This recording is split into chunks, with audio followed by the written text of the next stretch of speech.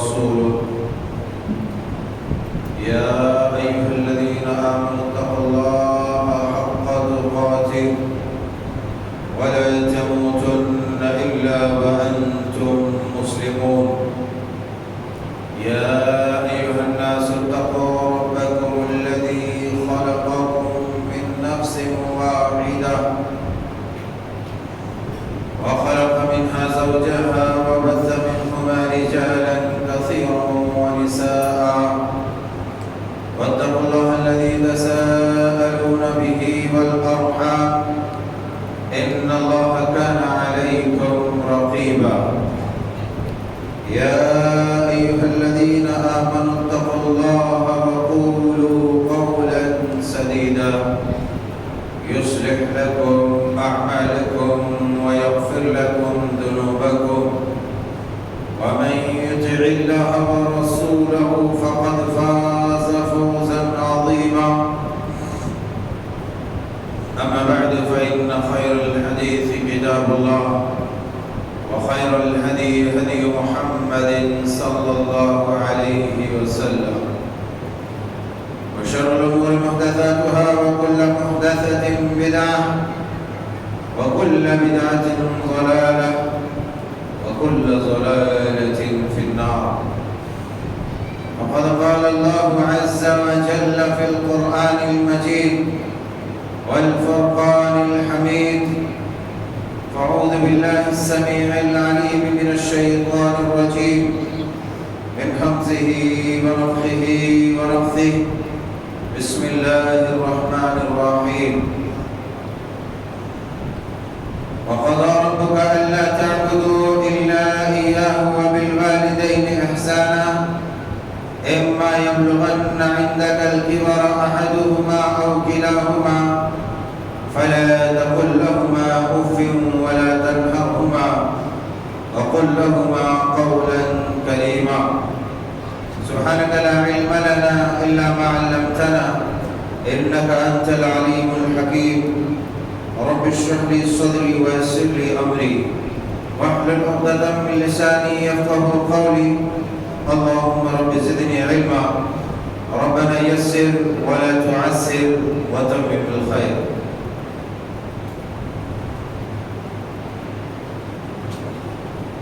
اللہ وحدہ لا شریک مالک الملک مالک القدوس کا بے پایا شکر و احسان ہے دوست رب الودود رب العالمین احکم الحاکمین ارحم الراحمین نے ہم سب کو ہدایت پر قائم اور دائم رکھا احباب گرامی قدر جیسا کہ گزشتہ خطبے میں ماں باپ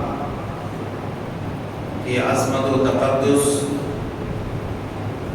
کے متعلق چند باتیں آپ کے گوش گزار کی گئی تھی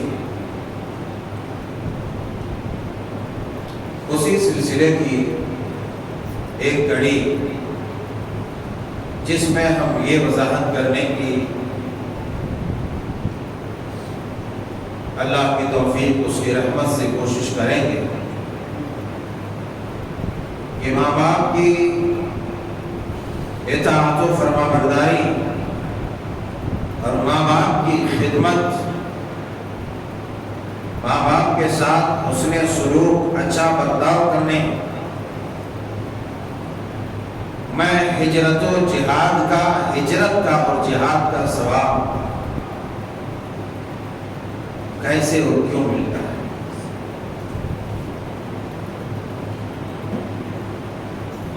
یوں تو ماہ ربیع الاول سے ہم گزر رہے ہیں اور اس مہینے کو ہر کس و ناقص جانتا ہے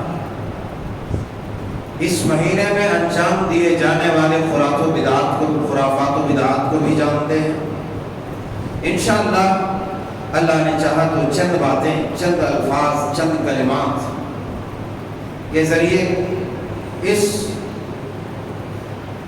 ماہ ربیع الاول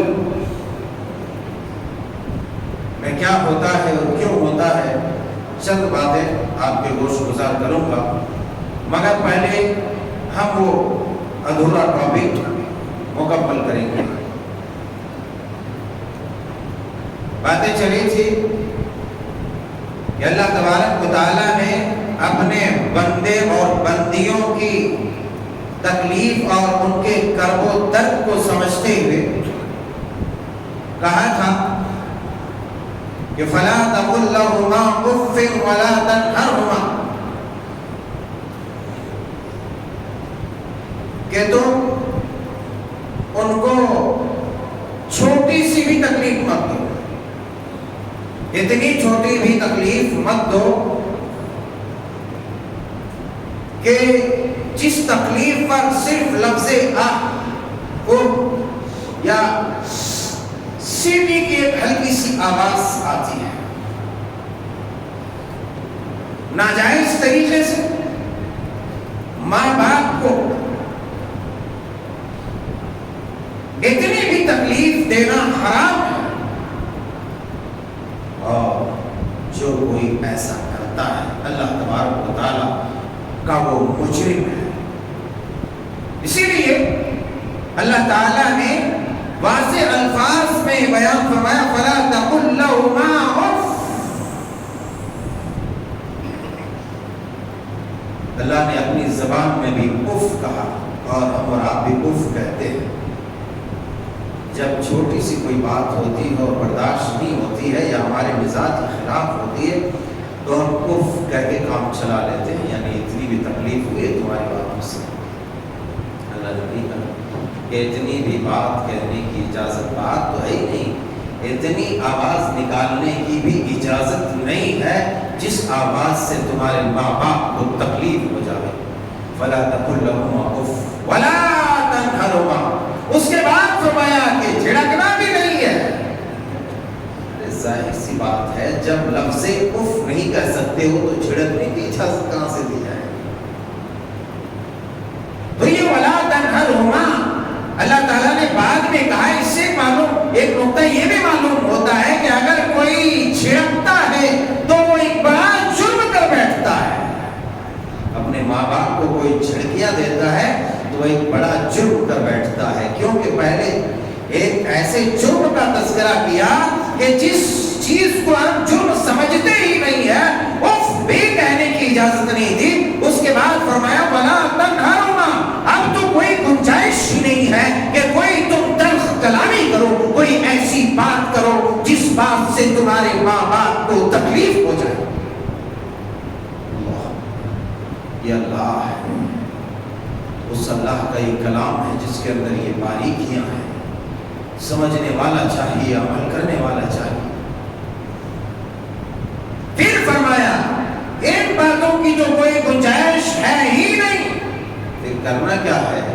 اگر بعض دفعہ تمہارے مزاج کے خلاف تمہارے ماں باپ کوئی بات کر بیٹھے، کوئی کام کر بیٹھے جو تمہیں ناپسند ہو، تمہیں اچھی نہ لگے وہ بات، تمہیں ناگوار گزرے، تو بھی وہاں پر تمہیں وَقُلْ لَهُمَا قَوْلًا كَرِيمًا، اس کے ساتھ پھر بھی نرمی کے ساتھ بات کرنی ہے، اچھی بات کرنی ہے۔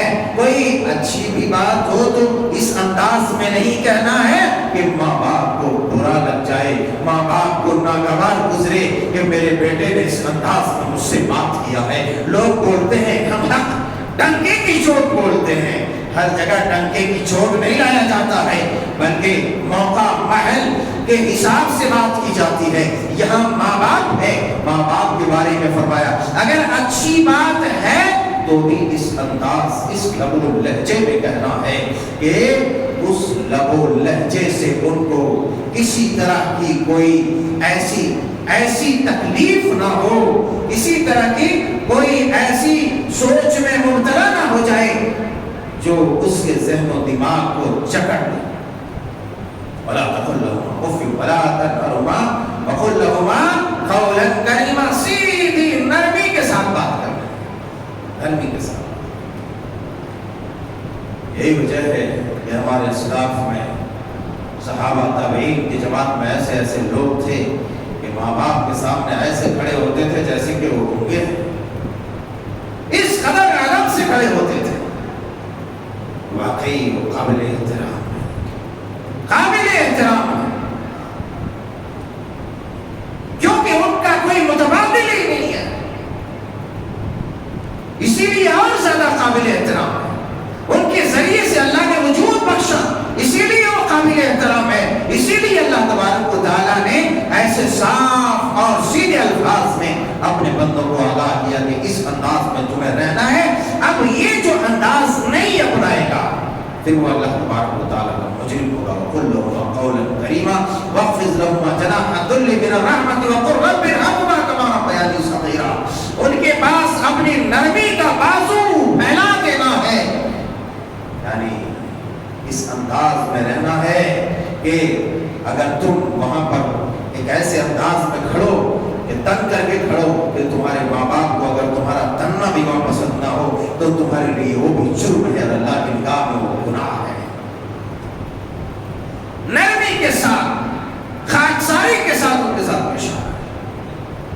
وَاخْفِضْ لَهُمَا جَنَاحَ الذُّلِّ مِنَ الرَّحْمَةِ، اپنے بازوئے رحمت کو، رحمت والے پروں کو، اللہ یعنی اپنی نرمی، اپنی شفقت، اپنے حسن اخلاق، اپنے کردار اور اپنے ناز و انداز سے اس قدر ان لوگوں کو ڈھانپ لینا ہے جو رحمتوں سے بھرپور ہو اور تمہارے اس شفقت سے وہ راضی اور خوش ہو جائے۔ اور اگر وہ راضی اور خوش نہ ہوئے تو پھر تمہارے لیے بڑا مسئلہ ہو جائے گا۔ ہاں ایک بات ہے، اللہ تبارک و تعالیٰ نے سورہ لقمان میں بیان فرمایا، میں ادھر تفصیل میں جانا نہیں چاہتا، کہ اگر ماں باپ غیر شرعی کام، کوئی ایسا کام ہو جو شریعت میں درست نہیں، گناہ کا حکم دیتے ہو تو ایسی صورت میں بھی ان کے ساتھ لڑنا جھگڑنا نہیں ہے۔ آپ وہاں حق پر ہیں نا، آپ حق پر ہیں، مگر اس کے باوجود بھی آپ کو جو ہے آستینیں نہیں چڑھانی ہے، نہیں ہم آپ کی بات نہیں مانتے، آپ ایسا ہیں ویسا ہے، وہاں بھی یہی کرنا ہے، معروف طریقے سے، اچھائی کے ساتھ، بھلائی کے ساتھ، نرمی کے ساتھ ان سے بات کرنی ہے، اگرچہ وہ تمہیں شرک کا حکم دے رہے ہو، یہ یاد رکھو۔ اگر وہ کفر کا حکم دے رہے ہو تب بھی ان کو جھڑکیاں نہیں دینا، دھمکانا نہیں ہے، بلکہ تب بھی نرمی کے ساتھ ان سے پیش آنا ہے۔ تمہارا اخلاق تمہیں چھوٹنا نہیں پائے۔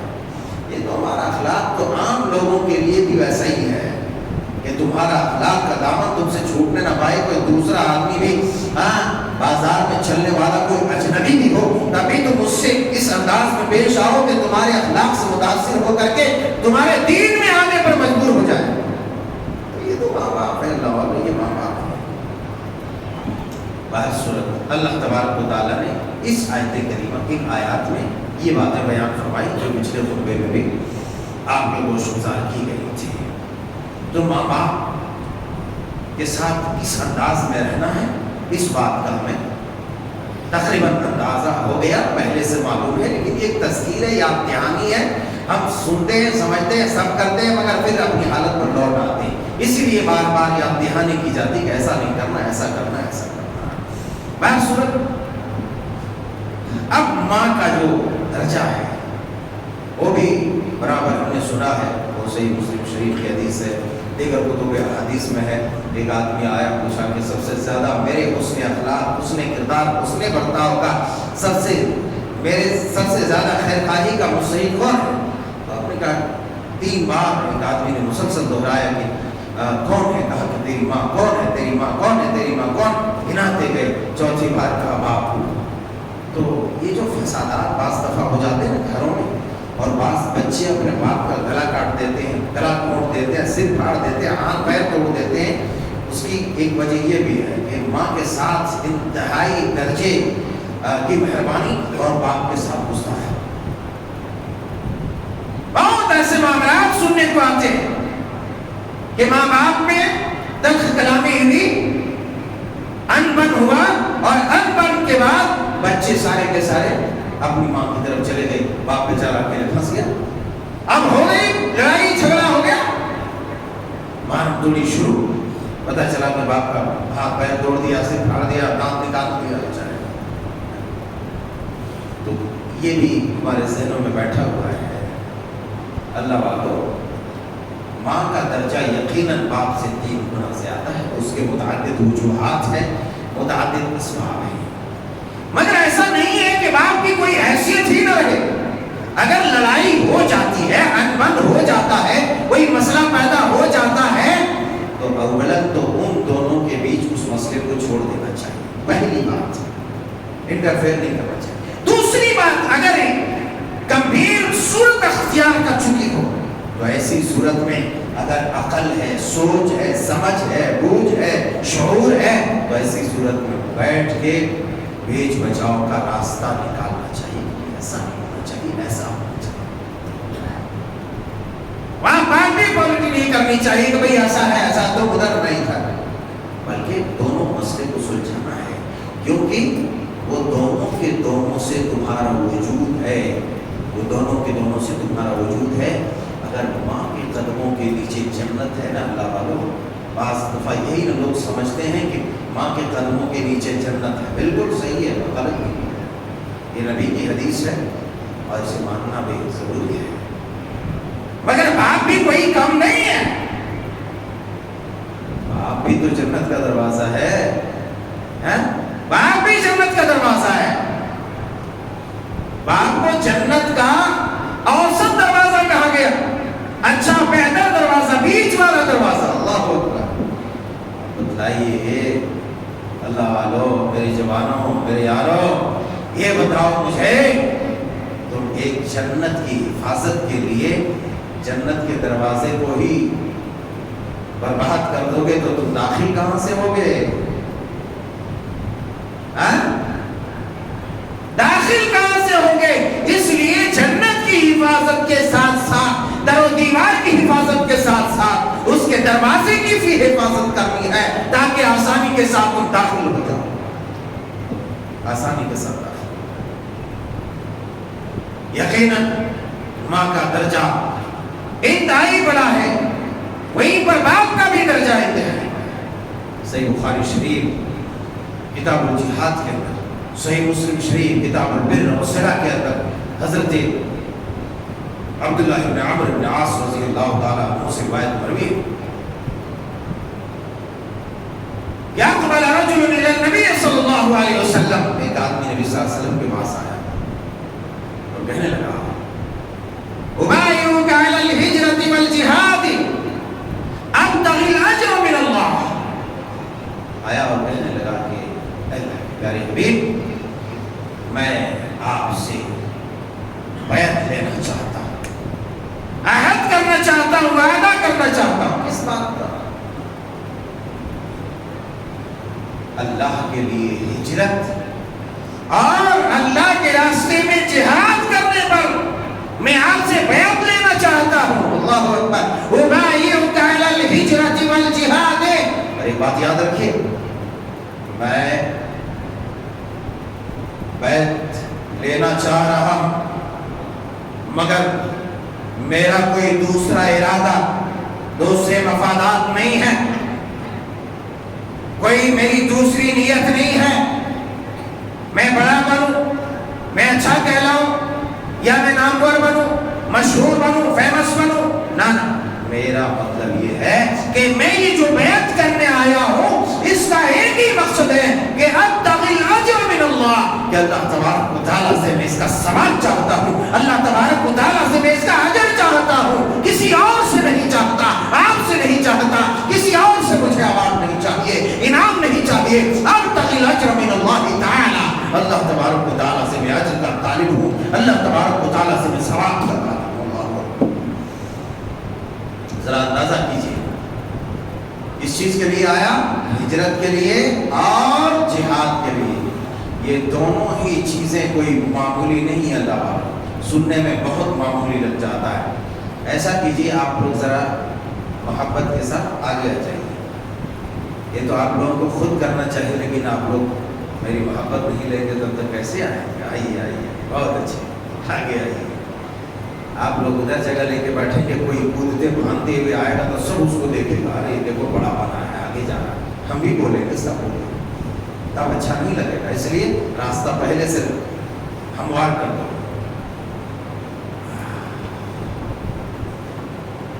فرمایا ابتغی الاجر من اللہ تعالیٰ، میں اللہ تبارک و تعالیٰ سے اجر کا طالب ہوں، اللہ تعالیٰ سے میں ثواب چاہتا ہوں، کسی اور سے کچھ نہیں چاہیے۔ تو آپ نے بڑی خاموشی کے ساتھ پوچھا ٹھیک ہے، بہت اچھا ہے، بہت اچھا۔ فَهَلْ لَكَ مِنْ وَالِدَيْكَ أَحَدٌ حَيٌّ، اچھا یہ بتاؤ تمہارے ماں باپ میں سے کوئی زندہ ہے؟ قال نعم بل کلاہما، آپ نے پوچھا کیا تمہارے ماں باپ میں سے کوئی زندہ ہے؟ دیکھو میں نقطہ سمجھایا تھا کلام الہی سے کہ ایک کا تذکرہ پہلے کیوں کیا، یہاں بھی نبی علیہ السلام نے فرمایا کیا تمہارے ماں باپ میں سے کوئی زندہ ہے؟ کوئی بولے تو ایک زندہ ہے، کیا مطلب ہوتا ہے؟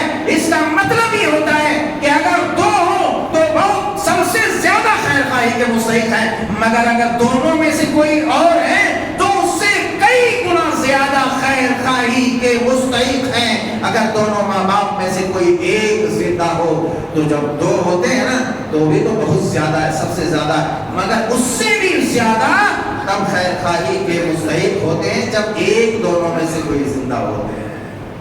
اسی لیے یہاں بھی یہی بات بیان فرمائی کہ دونوں میں سے کوئی ایک ہے، تو بندے خدا نے کہا کہ ہاں ہاں بلکہ دونوں ہیں۔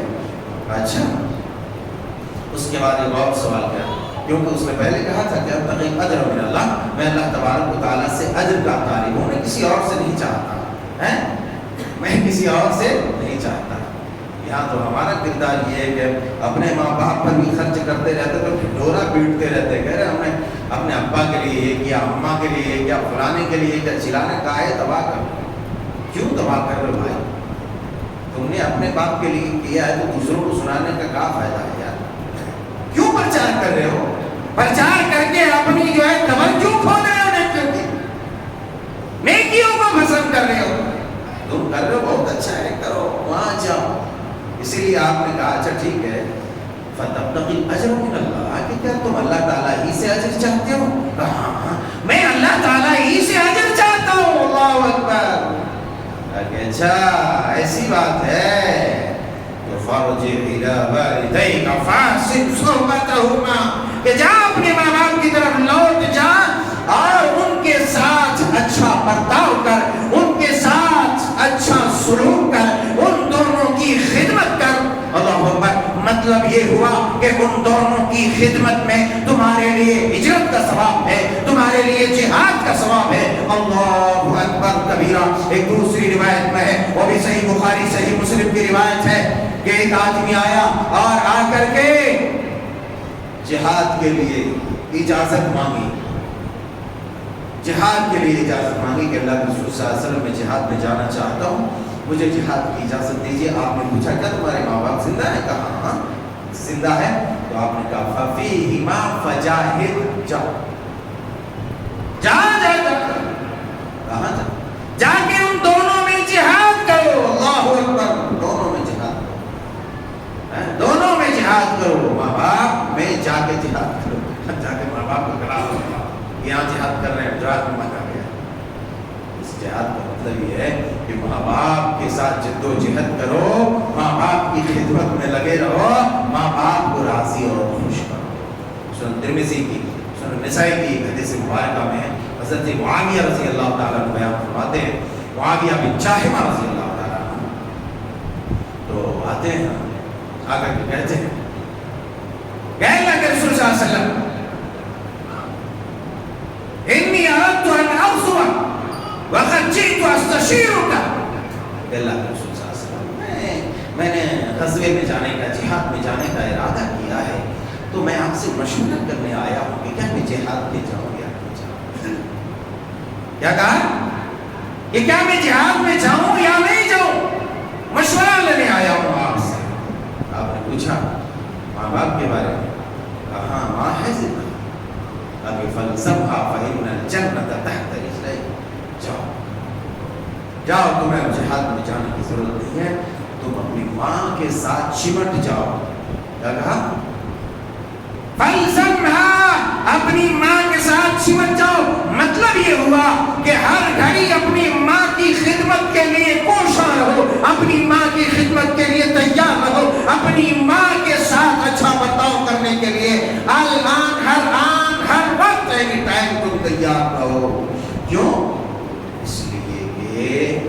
جب تم ان کی خدمت کرو گے تو وہاں سے تمہیں ایک راستہ ملے گا، وہ راستہ جنت کا ہے، اور اس جنت کا راستہ تیری ماں کے قدموں کے نیچے سے ملے گا، اس جنت کا دروازہ وہیں سے ہے، وہیں سے ہے۔ یہ تو حدیث مبارکہ ہو گئی، ہم قصہ مختصر کریں۔ بات سمجھنے اور سمجھانے کی یہ ہے کہ اللہ والوں، یہ تو ماں باپ کی خدمت ایک کامن چیز ہے، فطری چیز ہے، کسی کو بھی کرنا ہے۔ ایک جانور بھی، بھیڑ بکریاں بھی، گدھے کتے بھی، چوزے مرغے، یہ وہ سب ساری چیزیں، سارے مخلوق ہیں، اپنے ماں باپ کو دیکھ کر کے ان کے ساتھ گستاخی نہیں کرتے، یہ تو فطری چیز ہے۔ مگر یہ سوچنا ہے کہ آخر اس چیز میں یہ معمولی چیز جو ہماری نظر میں ہے، اس میں اتنا بڑا ثواب اللہ نے کیوں رکھا؟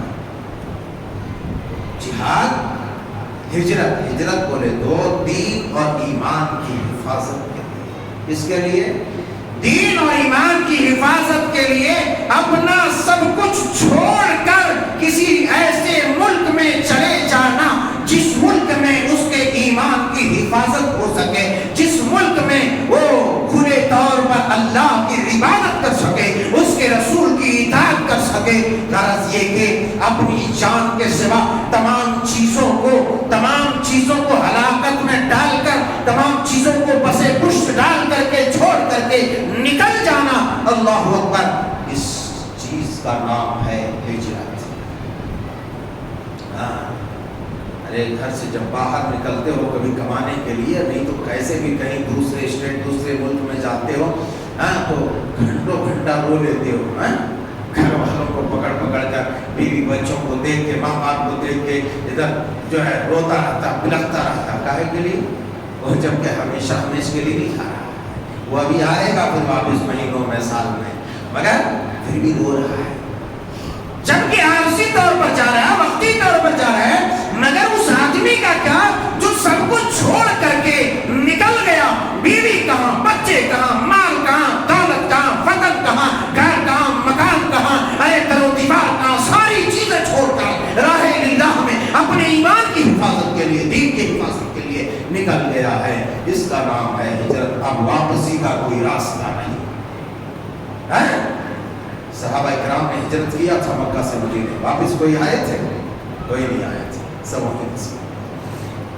جہاد فی سبیل اللہ، وہاں پر انسان اپنی سب سے قیمتی چیز، اپنی جان کو ہتھیلی میں لے کے جاتا ہے، اور اس نیت سے جاتا ہے کہ اب دوبارہ شاید واپسی کا کوئی راستہ نہ۔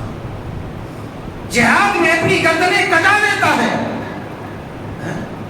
لیکن جہاد کا ثواب کہاں دیا جا رہا ہے؟ جہاد کو بدنام کیا ہوا ہے۔ جہاد کا نام سنتے ہی لوگوں کا پیدا پانی ہو جاتا ہے، مسلمان بھی گھبرا جاتا ہے۔ ارے جہاد ایک عظیم چیز کا نام ہے، ایک مقدس جدوجہد کا نام ہے، کوئی ناپاک چیزوں کا نام جہاد نہیں ہے۔ جہاد، آج مسلمان بھی لفظ جہاد سے نفرت کرتا ہے۔ خدا کی قسم جان لے وہ آدمی جو لفظ جہاد سے نفرت کرے گا، مجھے اس کے ایمان پر شک ہے، رب تو اس کے ایمان بھی قبول نہیں ہے۔ جاؤ، میں نے بہت بڑی بات کہہ دی، جو جہاد سے نفرت کرتا ہے، جہاد کوئی معمولی چیز نہیں، اور یہ چوروں، مچکوں، بدماشوں، حرامیوں، کبابیوں، زانیوں، بدماشوں نے، شریروں نے جس جہاد جیسی عظیم چیز کو بدنام کر کے رکھا ہے، وہ چیز کا نام جہاد نہیں ہے۔ جہاد تو سراپا انسانیت کی حفاظت کا نام ہے، انسان کی عظمت کو بحال کرنے کا نام ہے، انسانیت کی حفاظت کا نام ہے۔ اللہ اکبر کبیرہ، یہ جہاد ہے۔ بہرحال تو ہجرت اور جہاد، یہ دونوں چیزیں، یہ ثواب اس پر کیوں ہے؟ یہی بات آئی تھی، یہ ثواب اس پر کیوں ہے؟ کیونکہ اس میں بہت بڑی چیز ہے۔ ماں باپ کو خدمت کرتے کرتے زیادہ سے زیادہ کیا ہوگا، آدمی تھک جائے گا، مگر اتنی عظیم عظیم نیکیوں کا جو ہے سرا یہاں کہاں سے مل جا رہا ہے؟ بس سوال یہ ہے کہ ایسے عام للو بچوں کو نہیں ملے گا؟ یہ بھی سنو، عام للو بچوں کو جہاد اور ہجرت کا ثواب ملنے والا نہیں ہے۔ اس کو ملے گا کہ جو ماں باپ کے ساتھ اس انداز میں رہے۔ ایگزامپل کے طور پر، مثال کے طور پر ایک بات میں عرض کروں کہ گھر میں ماں باپ ہیں، بوڑھے ہیں، بیمار ہیں، اب ماں باپ چاہے بوڑھے رہے چاہے جوان رہے، خدمت کے وہ مستحق ہمیشہ ہے، اتنی بات یاد رکھو، اس نے برتاؤ کا وہ مستحق ہمیشہ ہے، ہمیشہ۔ مگر اگر بڑھاپے کو پہنچ جائے تو اب تو اور ضروری ہو گیا ہے۔ اگر ایک گھر میں ماں باپ ہیں، بوڑھے ہیں، ہے نا، آدمی مسلسل خدمت میں لگا ہوا ہے، مسلسل خدمت میں لگا ہوا ہے، ہاں، ماں باپ کے جو ہے بعض دفعہ اس قدر جو ہے کمزور ہو جاتے ہیں، ان کے جو پیشاب ہے، پاخانے ہیں، ان کی گندگیاں صاف کرنے کی نوبت آتی ہے، تو آدمی جو ہے بہت اپنے آپ میں، اگر ماں باپ کی گندگی بھی تمہیں اپنے ہاتھوں سے صاف کرنا پڑے تو بھی تمہیں اس وقت ایسے نہیں کرنا ہے، ایسے نہیں کرنا ہے، ایسے نہیں کرنا ہے، بلکہ بلا کسی اکراہ کے، بلا کسی ناپسندیدگی کے تمہیں صاف کرنا ہے۔ کیوں؟ مجمع میں، کبھی مجلس میں، کبھی مہمانوں کے سامنے، کبھی لوگوں کے سامنے، جب تم چھوٹے تھے تو کبھی پیشاب کرتے تھے، کبھی پاخانہ کرتے تھے، ماں باپ کے ماتھے میں کسی شکم کے بغیر جو ہے، ماں باپ کے کسی اکرام اور کسی ناپسندیدگی کے باوجود ماں باپ اپنے ہاتھوں سے اسے صاف کر لیتے تھے، ہے نا، صاف کر لیتے تھے، تب انہوں نے ناپسندیدگی کا اظہار نہیں کیا۔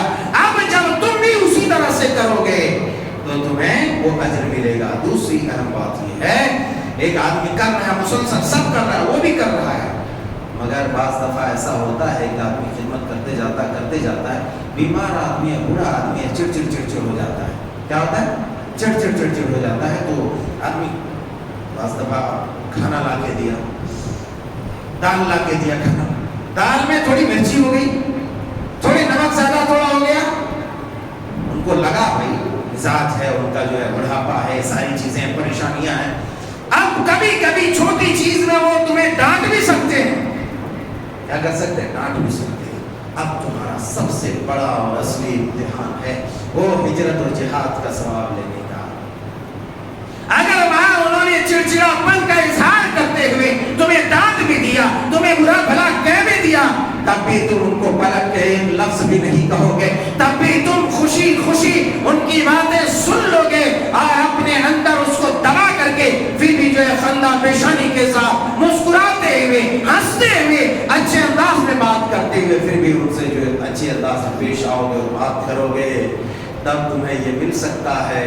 کیوں کہ یہ اس وقت برداشت کرنا بہت آسان نہیں ہے، بہت بڑی بات ہے، بہت نازک ترین موڑ ہوتا ہے وہ، کہ اس وقت کوئی بھی برداشت نہیں کر سکتا الا ماشاء اللہ، مگر اللہ تعالیٰ جس کو چاہے اور جس پر اللہ کا کرم خاص ہو، ورنہ ہر کوئی بھی لگ جائے، کیا بڑھ کرتے ہیں، اتنی محنت سے بیوی بیچاری لگی ہے، صبح سے چائے ہے، پانی ہے، آپ کی دوائی ہے، آپ کا اناج ہے، آپ کا کھانا ہے، آپ کی ساری چیزوں کا اہتمام کرتے ہیں، پھر بھی آپ جو بڑھ کرتے رہتے ہیں، آپ کی نیکیاں ضائع ہو گئی،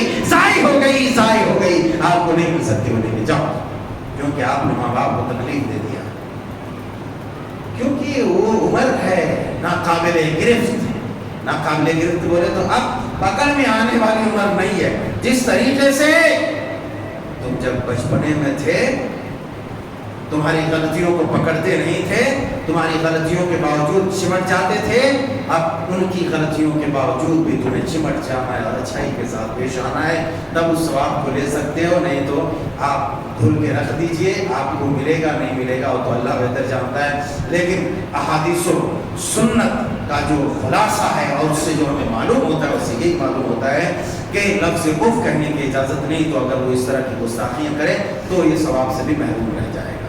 اس لیے اگر بوڑھے ماں باپ ہیں تو ان کے لیے بھی ضروری ہے کہ جو ان کی خدمت کر رہے ہیں دن رات، جو ان کے پیچھے لگے ہوئے ہیں، ان پر بھی ترس کھائے، ان کے لیے دعا بھی کرے، اور پھر ساتھ ہی ساتھ اگر کسی بات پر انہیں غصہ آ جائے تو انہیں بھی تھوڑا کنٹرول کرنا چاہیے، اور اولاد کو بھی، خدمت گزار کو بھی کنٹرول کرنا چاہیے۔ اگر بعض دفعہ اپنی عمر کی وجہ سے وہ بے قابو ہو کر بھڑک بھی گئے تو تمہاری عمر ہے، تمہاری توانائی ہے، خون ابھی تر و تازہ ہے تمہارے اوپر، یہ تمہارے اندر سکت ہے، قوت ہے کہ تم اس کو برداشت کر لو گے تو کر لینا چاہیے، اور تبھی تم اس فضیلت کو پا سکتے ہو۔ اللہ جل شانہ سبحانہ و تعالیٰ سے دعا ہے کہ مولا کریم ماں باپ جیسی عظیم نعمت جن جن کے پاس ہے ان کی قدر کرنے کی توفیق عطا فرما، اور جن کے پاس نہیں ہے مولا کریم ان کے لیے ان کی اولاد کو صدقہ جاریہ بنا دے، اللہ ان کے لیے ان کی اولاد کو صدقہ جاریہ بنا دے۔ آمین تقبل یا رب العالمین۔ اقول قولی ھذا استغفر اللہ لی و لکم۔